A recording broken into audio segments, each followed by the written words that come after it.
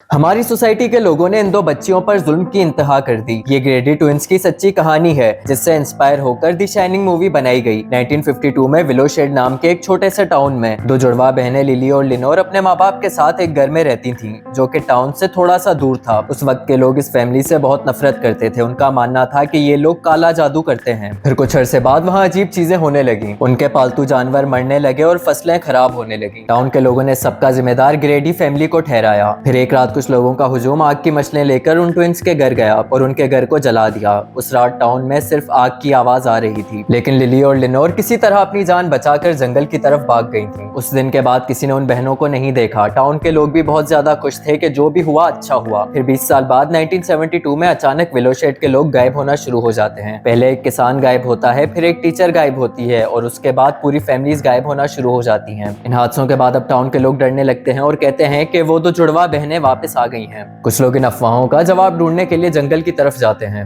घने जंगल में उन्हें फिर एक जला हुआ केबिन दिखता है जिसके बाहर हड्डियों और शाखों से बनी हुई कुछ चीजें होती हैं। जब वो लोग अंदर जाते हैं तो वो देखते हैं कि वहाँ गायब होने वाले लोगों के कपड़े और चीजें होती हैं। लिली और लिनोर भी वहीं मौजूद थीं, लेकिन उनके चेहरे बुरी तरह बिगड़ चुके थे। उनकी आंखें पूरी काली थीं और वो एक आवाज होकर कहती हैं, तुमने हमें जलाया लेकिन हम बच गए। अब तुम लोगों को भी हमारी तकलीफ का अंदाजा होगा। वो लोग फौरन ही टाउन की तरफ भागते हैं, लेकिन लोगों का गायब होना उस टाउन में नहीं रुकता। वहाँ के लोग जंगल में जाना अवॉइड करते हैं, लेकिन उन ट्विंस को अच्छे से पता था कि उन्हें किसे ले जाना है, क्योंकि वो लड़कियां इंसान नहीं थीं और जंगल में उस वक्त तक भटकती रहीं जब तक उन्होंने उन सब लोगों को बर्बाद नहीं किया जिन्होंने उनका घर उजाड़ा था।